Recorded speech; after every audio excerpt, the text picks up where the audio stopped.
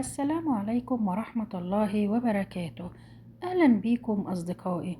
موضوع الفيديو بتاعنا النهاردة هنتكلم فيه عن إزاي تكوني ست هادية من غير ما تبقي ضعيفة، وإزاي تحافظي على كرامتك وطاقتك من غير ما تدخلي في معارك كتير.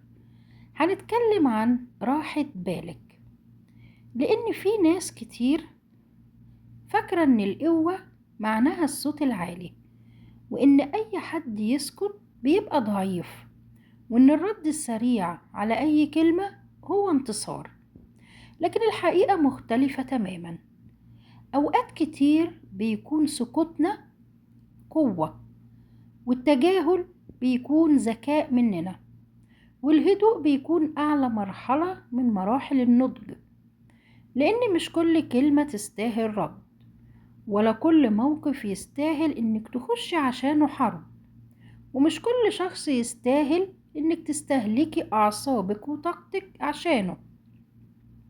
إحنا بنشوف ستات كتير طول الوقت عايشين في ضغط نفسي كبير، مش لأن حياتهم صعبة أو بيمروا بمواقف صعبة، لكن لأنهم بياخدوا كل موقف على قلبهم وعلى أعصابهم. يعني أي كلمة بتزعلهم، أي تصرف بيوجعهم، لو حد قال لهم نقد بيهز ثقتهم في نفسهم، أي اختلاف بيحسسهم إن هم لازم يدافعوا عن نفسهم. بيفضلوا طول الوقت في شد عصبي وردود أفعال ومناقشات وزعل وتفكير، وفي الآخر بيحصلوا على التعب النفسي واستهلاك لطاقتهم. المرأة الذكية نفسيا هي اللي مش بترد على الكل. الذكية بتعرف امتى تتكلم وامتى تسكت، بتعرف امتى تمشي وامتى بتتجاهل اللي قدامها. لان في ناس لو رديتي عليهم هيزيدوا، ولو دخلتي معاهم في نقاش هيتحول النقاش في الاخر لخناقة كبيرة. وفي ناس لو بررتي نفسك ليهم هيتعاملوا معاكي على انك مذنبة. علشان كده مش أي حد يستحق إنك تشرحي له ولا تبرري له موقفك، ولا أي حد يستحق إنك تحرقي أعصابك ونفسيتك عشانه. لأن في مرحلة معينة في حياتك هتكتشف إن راحة بالك أغلى بكتير من إنك تكسبي جدال أو نقاش مع حد. واعرفي إنك هتقابلي ناس حتى لو فهموا إنك صح مش هيعترفوا بكده.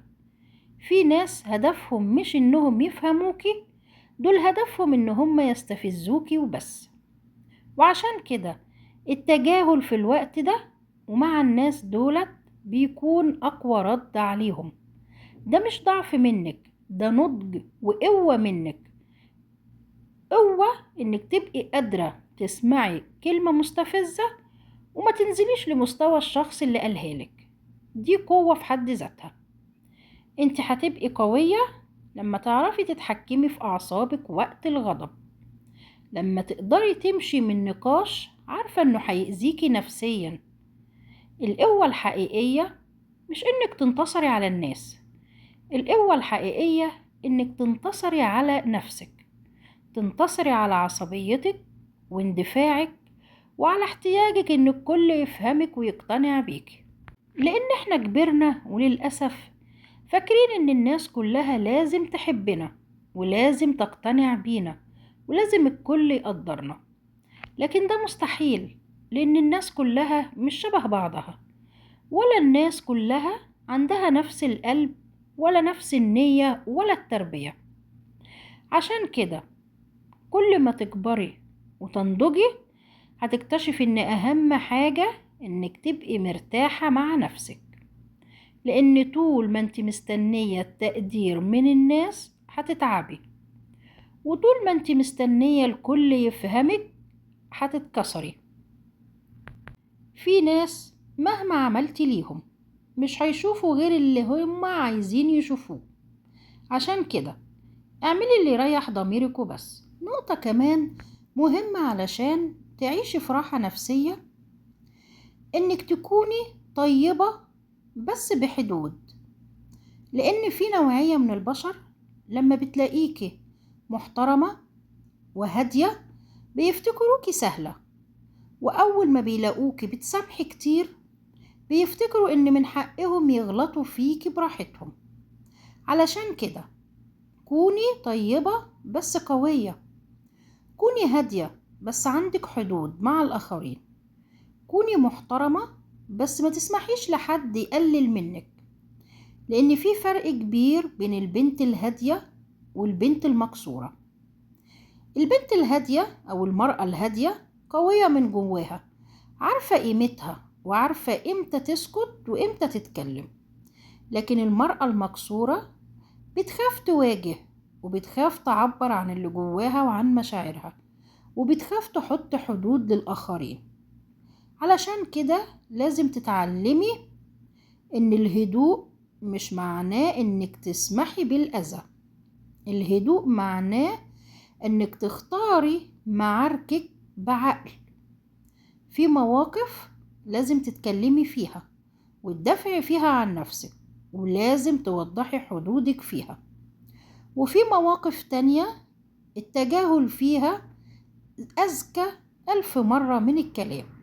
ركزي على نفسك وعلى حلمك ومستقبلك.